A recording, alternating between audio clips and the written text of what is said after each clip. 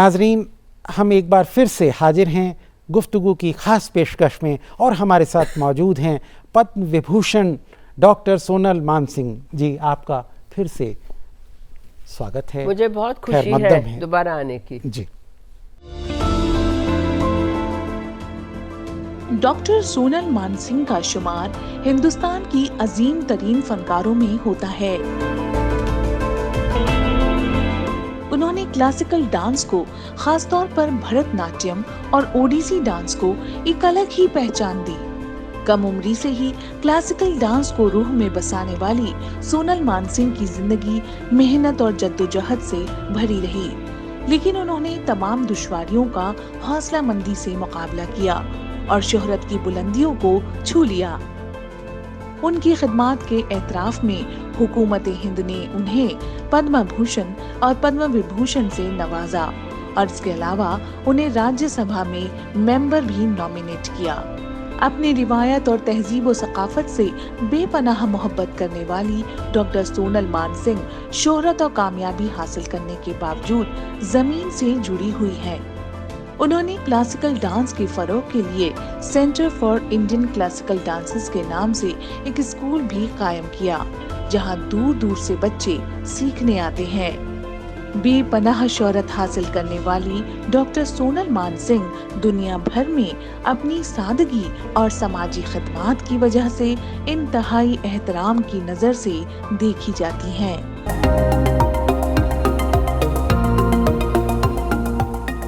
आप एक social activist भी हैं। ये सब कैसे, इधर से नृत्य हो गया, उधर से राज्यसभा में भी आप हैं, नवरत्न में भी आप हैं, तो जो सोशल एक्टिविटी है वो कैसे कर पाती हैं? नहीं, ये कहाँ से आया वो पहले बता दूं जी। क्योंकि हम सबको अपने परिवार से संस्कार मिलते हैं और उनके जीन्स डीएनए मिलते हैं। जी। तो मेरे दादाजी पिता के पिताजी जी, वो आए थे सूरत से बम्बई। उनके पिताजी स्कूल टीचर थे जी। और स्ट्रीट लैंप्स होते थे, गैस लाइट्स, ये सब नहीं था ना, नहीं था। तो उसके नीचे बैठ के पढ़ाई करते थे। और सॉलिसिटर 44 लोगों के बैच में उनको एक को ही पास्ट। तो उस वक़्त जो राजा ब्रिटेन की, हमारे पर तो अंग्रेज़ों का शासन था जी। उनका इतना बड़ा सर्टिफिकेट, मंगलदास पकवासा जी। आप सोचिए, लोग आज सोच नहीं सकते हैं कि क्या उन्होंने दौर देखा कि पैसा और ये तो सब ऐसे ही था, ये है वो है, ये है वो है।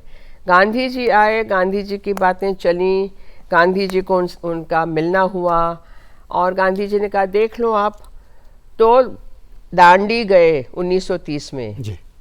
मेरे दादाजी। अच्छा। सरोजिनी नायडू गांधी जी ने जब नमक उठाया जी। तो दादाजी देख रहे थे। तो सरोजिनी नायडू ने कहा पकवासा साहब डर गया क्या? उसी वक्त दादाजी झुके और मुट्ठी नमक उठाया। फिर वो जेल गए, 9 बार जेल भी गए जी। काफ़ी उनके वो पड़े थे, ऑपरेशंस हुए, लेकिन उन्होंने उनकी 8 बड़ी प्रॉपर्टीज़ बम्बई में, अच्छा, लोनावला में, खंडाला में सारी दे दी मूवमेंट को। अच्छा। और वापस कभी कोर्ट में नहीं गए इंडिपेंडेंस के बाद, यानी फिर से प्रैक्टिस कभी शुरू नहीं की। हाथ के कांते हुए खादी के कपड़े दादाजी, पिताजी, माताजी ने पहने और उन्होंने हम सबका जन्म भी भाड़े के अपार्टमेंट में हुआ है बम्बई में।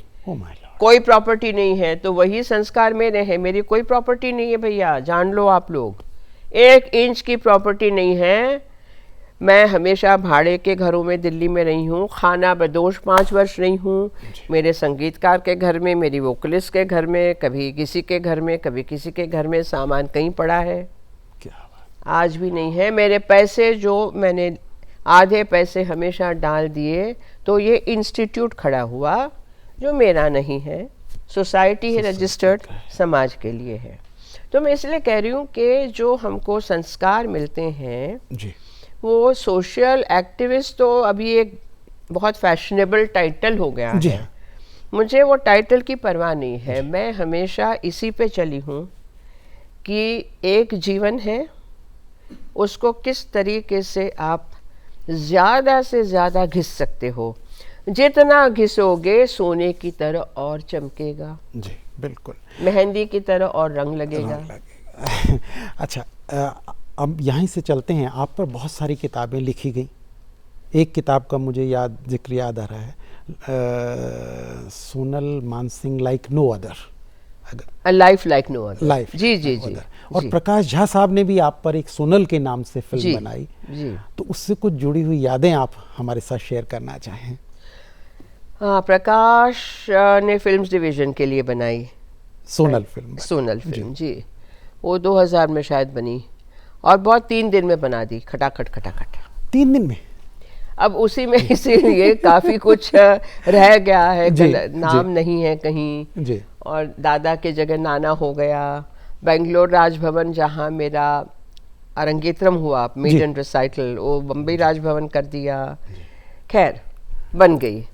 और बम्बई जाके उनके घर में रही थी 3 दिन। मेरे गुरुजी बेंगलोर से उनको उड़ा के लाए थे, भरतनाट्यम वाले। जी और माता जी तो बम्बई में ही थी, मैं तो बम्बई की जन्मी बड़ी पली हुई हूँ ना, जी। मेरा शिक्षण बम्बई में हुआ है। जी। और हम लोग गुजराती हैं, तो ये बात भी आपको बता दूं, आपके दर्शकों को, युवा दर्शकों को आज जी के गुजराती मीडियम स्कूल में हम पढ़े हैं। अंग्रेजी तो 9वीं से शुरू हुआ। जी गुजराती मीडियम, हिंदी संस्कृत कंपलसरी, जी नृत्य संगीत कंपलसरी, क्या बात। पीटी गेम्स कंपलसरी, तो उत्सव सारे कंपलसरी। जी तो गुजराती मेरी मातृभाषा, मैं इतनी सुंदर बोलती लिखती पढ़ती हूँ। जी। हिंदी एकदम मातृभाषा की तरह। अंग्रेजी तो लोग कहते हैं कि मैंने प्रिंसटन में और कैम्ब्रिज में कहाँ भाषण नहीं किए हैं। जी कहने का तात्पर्य क्या है कि आज जब मैं देखती हूँ, ये बात राज्यसभा में भी उठी कि जो अपने सदस्य अपनी मातृभाषा में बोलना चाहें, वो एक दिन पहले नोटिस दे दे तो ट्रांसलेटर आ जाएगा। जी सांथाली में, कोंकणी में, उड़िया में, बंगाली में, तेलुगु में, तमिल में लोग बोल रहे हैं। जी तो आज की युवा पीढ़ी क्यों चलिया टांगे वाली हिंदी बोल रही है? जी बिल्कुल। क्यों अपनी मातृभाषा में बात करने से झिझक रही है? जी। क्यों ये कहना फैशनेबल है कि हाँ भैया यू नो या बट आई कांट राइट, मुझे तो उसमें लिखना हिंदी नहीं, में या अरे मातृभाषा में बाप नहीं रे, आता है। भयंकर चीज है ये। जी और आप जा रहे हो, विदेश जा रहे हो, जी। आप रशिया जाओ, सारे रशियन, जी हाँ। जर्मनी में सब जर्मन, फ्रांस में सब फ्रेंच। जी हमें क्या आपत्ति आन पड़ी है हाँ, कि आज भी हम हम अपनी गुलामी भाषा में और जी रहे संस्कृति हैं। को भूल जाएं। अंग्रेजी ठीक है, ओके, हाँ। अपनी मातृभाषा जी गर्व करो, G be proud of it. लिखना, पढ़ना, सोचना सीखो। और मैं एक बात इसलिए कह रही हूँ कि मातृभाषा में, भाषा में जीवन समझने की, अपनी आइडेंटिटी समझने की, अपने देश को, अपने सिविलाइजेशन, सभ्यता, संस्कार को समझने की चाबी है। बिल्कुल अंग्रेजी में नहीं है। जी बिल्कुल ठीक मैडम। आप ट्रेडिशन कहेंगे, मैं कहूंगी परंपरा। हाँ। परंपरा जो आगे चलती जाती है। आप कहेंगे कल्चर, मैं कहूंगी संस्कृति। इतना आप कहेंगे रिलीजन, मैं कहूंगी धर्म। बिल्कुल अलग है, बिल्कुल अलग है। और वो और ट्रांसलेशन कभी भी परफेक्ट नहीं हुआ करते। और संभवतः ये भी इसीलिए भी कहा गया है, बड़ी नॉर्मल सी एक बात है, 2 लाइनें, कि कोयल इसीलिए आज़ाद रहती है कि वो अपनी भाषा बोलती है, और तोता इसलिए कैद में रहता है कि वो दूसरे की भाषा सीख करके और बोलता है। एक इंफॉर्मेशन दे दूं। जी। हम लोग कोयल बोलती हैं कहते हैं, गलत है ये जी। जो नर कोयल है, जी, मैन, मेल, वो बोलता है मीठी, और जो कोयल मादा है, फीमेल, बहुत कर्कश है। जी। तो एक सुभाषित मैं आपके साथ शेयर करती हूँ। जी। सुभाषित यानी अच्छी बात। अच्छा। और उसको किस तरीके से कहा गया। जी। काका कृष्ण पिका कृष्ण। काक यानी कौवा, हाँ जी, वो काला है। जी जी। कोयल भी काला। जी। काका कृष्ण पिका कृष्ण, को भेदो पिक काकयो, तो अंतर क्या है, दोनों काले हैं। जी वसंत समये प्राप्ते काको काक पिको पिका, जब वसंत ऋतु आती है जी और कोयल बोलने लगता है तो पता चलता है दोनों तो काले थे, अरे अरे ये कर्कश कौवा है, ये कोयल है। ये कोयल। तो जब जीवन में अपॉर्चुनिटी आती है, ओकेजन आता है, तभी पता चलता है कि आप क्या हैं। जी, और उसके पीछे आपकी भाषा, आपकी संस्कृति, आपके संस्कार, आपके गुरु, ये सब एक आपको तैयार करते हैं उस मोमेंट के लिए। और यहीं से मैं आपकी बैक फ्लैश में जाता हूँ कि आपके कोशिश करते हैं जेनेसिस को समझने की, और वो ये कि आपके वो गुरु कौन थे जिन्होंने आपको भरतनाट्यम में ट्रेन किया, फिर ओडिसी में ट्रेन किया, फिर आपको ओवरऑल एक बैलेंस पर्सनैलिटी बना करके पुट अप कर दिया। मैं गुरु से पहले जाऊंगी मेरे परिवार की ओर। जी, मैंने पहले ही कहा जी, कि यदि परिवार में वो संस्कार नहीं है या वो ललक नहीं है तो आप किसी भी गुरु के पास जाएं, आप नहीं सीख पाएंगे, सॉरी। जी, पहले यदि आपके माता या पिता या दादा या चाचा या कोई भी जी, आपको वहाँ नहीं ले जाते हैं, जी, अब 7 साल के या 6 साल की उम्र के बच्चों को क्या पता है किनके पास जाना, right? So we must start from there. जी, दूसरा कि मेरे परिवार में दादाजी को भी बहुत ही ज़्यादा भारतीय संस्कृति कलाओं के प्रति आदर था। जी, मेरे पिताजी को बचपन से दिलरुबा सिखाया गया, अच्छा, फिर उन्होंने पखवाज 30 वर्ष सीखा। जी, मेरी माताजी मणिपुरी नृत्य सीखी, और ये सारे आते हैं बहुत ही ट्रेडिशनल फ्रीडम फाइटर फैमिली से, जी, गुजरात के, सौराष्ट्र जी, के। तो जब माताजी दूसरी बार प्रेग्नेंट थी, मेरी एक बड़ी बहन, उदय शंकर और Anna Pavlova, the great ballet dancer of Russia, उन दिनों विश्व में सबसे बड़ी वो थी। जी हाँ, उदय शंकर को उन्होंने अपने पार्टनर की तौर लिया था, कृष्ण बनो मैं राधा, घाघरा पहन के। तो जा रहे थे ऑस्ट्रेलिया से वापस, वो शिप में जाना पड़ता था, जहाँ इसमें जहाज में, जी, लंदन, बम्बई में कार्यक्रम था। माताजी ने और पिताजी ने कहा हम जाएंगे देखने। माँ ने देखते देखते ये सोचा कि जो भी बच्चा है वो भी डांस करे तो कितना अच्छा होगा, और मैं पैदा हुई। तो कहने इतना दिलकश ख्वाब देखा, कहने से और कहने से ज्यादा विचारों का जो इम्प्रेशन पड़ता है, तो जी। मैं हमेशा हंसती हूँ कि माता ने पहले ही तय कर लिया तो जो भी हो, तो I have no choice, I had no choice in the matter, यानी हंसती हूँ। जी। उसके बाद जहाँ जहाँ बम्बई में थे, नागपुर में थे, बैंगलोर दादाजी गवर्नर बने, जहाँ जहाँ गए माताजी ने, पिताजी ने, दादाजी ने ढूंढ निकाले। तो गुरु के पास जब गई, गुरु पत्नी दोनों भरतनाट्यम के बैंगलोर में, प्रोफेसर US कृष्ण राव जी, और श्रीमती चंद्रभागा देवी जी, जी, तो बहुत ही पढ़े लिखे, वो प्रोफेसर भी थे केमिस्ट्री के बैंगलोर यूनिवर्सिटी में। जी, आंटी चंद्रभागा देवी जी बड़े सुसंस्कृत फैमिली की, कोंकण की थी।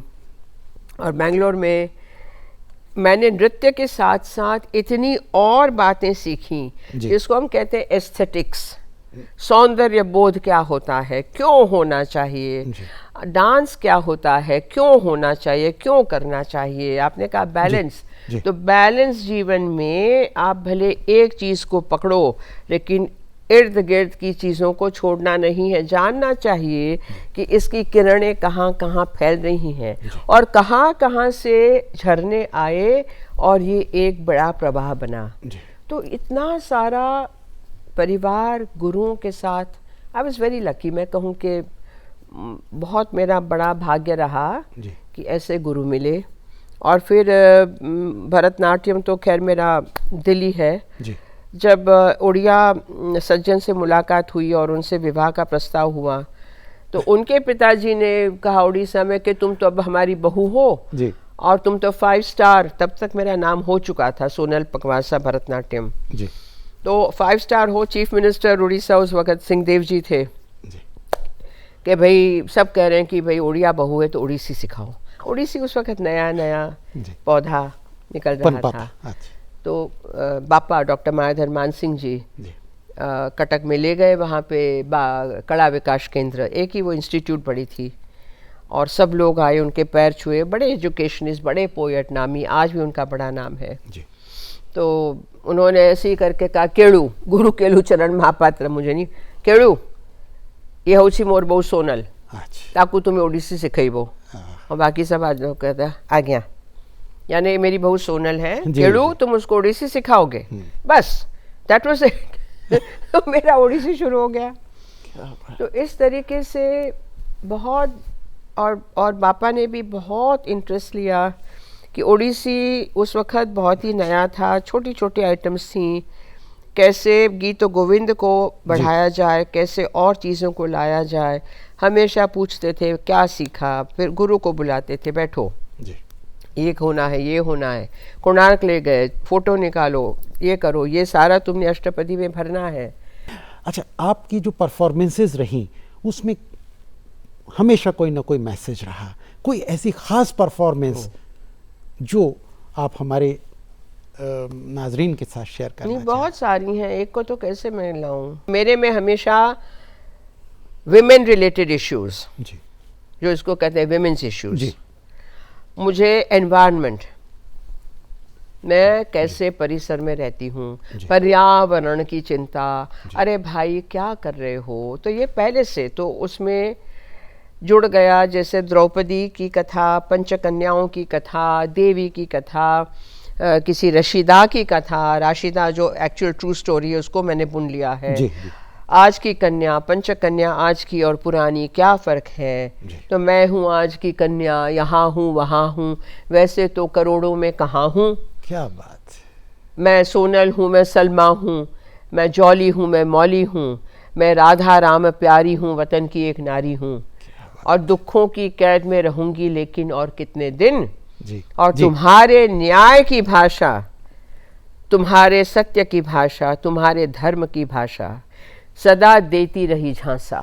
कला के द्वारा जो आप कह सकते हो तो दिल में चुभ जाता है, जो भाषणों से नहीं चुभता, करेक्ट, वो कला के द्वारा चुभता है। इसका मैं उदाहरण फिर दे दूं। जी, जब शिवराज पाटिल जी स्पीकर थे लोकसभा के, और मेरा द्रौपदी का जो पूरा कार्यक्रम सोलो डांस थिएटर एकदम 1994 में शुरू हुआ, 1994 में। जी। अटल जी ने देखा, अडवाणी जी ने देखा, पीएच संगमा ने देखा, शिवराज जी ने देखा, सब ने देखा, और उन्होंने कहा कि मेरे एमपीज़ के लिए प्लीज़ कम एंड परफॉर्म। तो उस वक़्त ये बाल योगी ऑडिटोरियम नहीं था, पार्लियामेंट का एनेक्सी का छोटा सा, ये हुआ कर 300 या 250 जो सीट्स थी, एमपीज़ बैठे थे, और मेरे कुछ मित्रगण पीछे नीचे बैठे थे। कह रहे हैं कि जब द्रौपदी, मेरी द्रौपदी, मैं प्रश्न करती हूँ ऑडियंस से, कुल वधू हूँ मैं आपकी, और फिर के धर्म क्या है बताएं, सत्य क्या है बताएं, नीति क्या है बताएं, तो भीष्म ने कहा अस्फुट स्वरों में कि ये बड़ा सूक्ष्म प्रश्न है। युधिष्ठिर ने आंखें झुका ली और पूरी सभा में छा गया मौन। जी। आज भी ये प्रश्न वैसे के वैसे जागृत है। जी। उस वक़्त कहते हैं कि काफ़ी एमपीज़ ने सर नीचा कर लिया था, they could not even look at me on stage. जी। और दूसरे दिन शिवराज जी ने जब मुझे चाय पे बुलाया और कहा कि Sonal ji, I can not tell you what effect your performance has had. Lot of them have sent me letters, already messages. They've called me and said, "Oh my God, we are going back to our constituencies and we are going to take this up. We have to be more alive to these." इसीलिए कह रही हूँ जी, हमारे artist, उनके लिए एक संदेशा है जी, कि सुंदर दिखना, मेकअप करना, ज्वेलरी पहन ली, कॉस्ट्यूम पहन लिया, यूं यूं यूं, ये तो है, ठीक है, नृत्य है, शरीर का है, तो अट्रैक्टिव है। आप उसको किस तरीके से इस्तेमाल कर सकते हो संदेश देने के लिए, लोगों के दिमाग, आंखें खोलने के लिए, कान खोलने के लिए, दिल खोलने के लिए, उनको ये आज बहुत ही अहम बात है। देखा जाए तो संगीत में एक ताकत है मन आत्मा को झकझोरने के लिए, और वही आपने किया। और मैं समझता हूँ संगीत, देखिए संगीत शब्द आज मात्र एक लिमिटेड में यूज हो रहा है कि जिसने गाना गाया वो संगीतकार है, नहीं। संगीत शब्द का अर्थ क्या है जी शास्त्रों में? जी गीतम वाद्यम च नृत्यम च त्रयी संगीतम उच्यते, जिसमें इंस्ट्रूमेंट है, गीत है और नृत्य है, वो संगीत बनता है। तो मात्र जो गीत है या वाद्य है वो तो आपके कान के लिए, आंख बंद करके भी सुन लो। आज सुन रहे हैं लोग, ऑफिस में सुन रहे हैं, बाथरूम में सुन रहे हैं, गाड़ी में जाते सुन रहे हैं, रेस्टोरेंट में सुन रहे हैं। नृत्य के लिए जिसमें संगीत भी है, साहित्य भी है, you have to be aware, alert. आप आंख बंद करके नृत्य नहीं देख सकते। इसीलिए झकझोरने वाली ताकत तो जो नृत्य में है वो कहीं नहीं है। सॉरी वो कहीं नहीं है। आपको डिफरेंट अवार्ड्स भी मिले, पद्म विभूषण से भी आपको नवाजा गया। तो मैं ये पूछना चाहूँगा, अब सोनल मानसिंह के क्या मायने हैं? आप बताएं। मैं तो ये कहूँगा कि अगर कलाकार जब खड़ा होता है नृत्य में तो पूरे कायनात को झुमाने की ताकत रखता है, और वो आपके पास है। आपने अभी डिफरेंट अपने जो डिस्क्रिप्शंस दिए, जिसमें ये 350 MP को आपने एक साथ, इसका मतलब ये हुआ मैम कि आपने पूरी पॉलिटिकल विल पावर को झकझोर दिया और वो विल पावर एक्टिवेट हो गई, और संभवतः बेटी बचाओ बेटी पढ़ाओ वहाँ से आया। मोदी जी ने आपको नवरत्न में शामिल किया, वो वहाँ से आया। और फिर आपको राज्यसभा का मेंबर जो बतौर डांसर, जो मैंने पहले शुरुआत में जो कहा, मेरे नाजरीन और मेरे अंदाज में सोनल मानसिंह के मायने हम ये समझे। मैं इससे आगे चलता हूँ, आपसे पूछता हूँ, आपने इतनी मेहनत की तब आप इस मुकाम पर पहुँचे, इस डेस्टिनेशन पर आप पहुँचे। आजकल के जो बच्चे हैं वो जल्दी से शोहरत लेना चाहते हैं, शॉर्टकट ढूंढते हैं, उनके लिए आप क्या कहना चाहते? जीवन में शॉर्टकट्स हमेशा गलत रहे हैं। ये यदि एक बात पढ़ाई जाए, सिखाई जाए, माँ बाप पढ़ाएं, स्कूल पढ़ाए जी, तो कुछ बन सकता है। अब हम सब, हमारे पहले आपके यहाँ काफ़ी कलाकार आ चुके हैं, मैंने सुना जी। हम सब मेहनत कर रहे हैं, बार आज के तारीख में आज के बच्चों के लिए कैसे बताया जाए, वो सोचते हैं नए नए तरीके। यो बेबी, यो ये। अच्छा भाई, अब ये कहने में बहादुरी क्या है, तो मैंने यो कर दिया, लेकिन यो से आप यूं करो तो मैं समझूं कि सिंहमुख बना। और सिंहमुख का क्या है, तो सिंहमुख या सिंहमुख हिरन या सिंहमुख गाय, कुछ तो बताओ। तो ये गुरु बता सकते हैं जी। ये भी आपसे जानना चाहूँगा कि आप विदेशों में लगातार गई, आपने इंडिया की एक बेहतर इमेज को, एक जो सांस्कृतिक इमेज थी उसको पुटअप किया और मजबूती से उकेर दिया, अगर मैं हिंदी शुद्ध हिंदी में कहूँ, और अंग्रेजी में कहें तो एनग्रेव कर दिया, जैसे कहते हैं किसी चीज़ पर खोद देते हैं कि दिस इज़ इंडियन कल्चर। तो आपको जब वहाँ से रिस्पॉन्स मिलता है तो कैसा लगता है? अच्छा ही लगता है। अलग अलग संस्कृतियों के लोग जब आपसे मिलते हैं और भारतीय संस्कृति पर बात करते हैं, बढ़िया लगता है, बहुत बढ़िया लगता है, क्योंकि समझदार लोग हैं।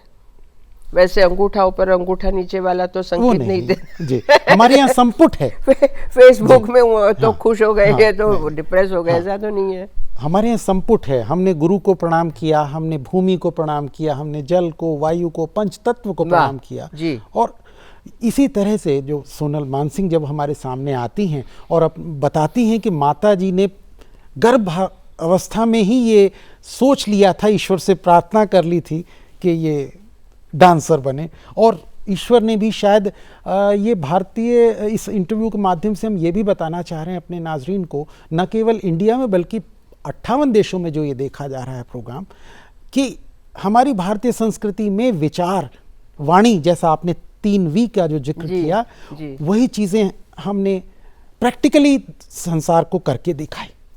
और कहीं मैंने शॉर्टकट नहीं लिया है। जी जी, कहीं शॉर्टकट नहीं लिया है। और संभवतः ये जो हमारे गुरुओं ने जो सख्ती की और एक भाव भंगिमा में कह दिया कि अच्छा ठीक है, माता कभी जी ने भी सकती कभी थी। भी ओवरबोर्ड नहीं गए। मैंने माता जी की भी बहुत झापड़ें खाई हैं। आज कोई माता अपनी बच्चों को झापड़ नहीं मारती है, क्यों नहीं मारती है? मैं तो कहूँ कि ये जो है होना ही चाहिए, डिसिप्लिन जी और प्यार जी दोनों इकट्ठे चलने चाहिए जी। अच्छा ये बताइए, बहुत बेसिक सी बात है, हो सकता है आपको थोड़ा सा अजीब भी लगे, लेकिन एक जैसे कहते हैं एक चाइल्ड लाइक अंदाज में मैं आपसे पूछता हूँ, क्योंकि क्यूरियोसिटी बच्चे में सबसे ज़्यादा होती है। उसी क्यूरियोसिटी से मैं आपसे पूछता हूँ कि जब आपने ये कोशिश की होगी डांस की इंडिविजुअली 5-6 वर्ष में, शायद याद होगा, क्योंकि कलाकार को ईश्वर एक बढ़िया स्मृति देता है, तो आपके मन में क्या आया कि मैं डांसर बनूं या कुछ और बनूं? ऐसा कुछ नहीं।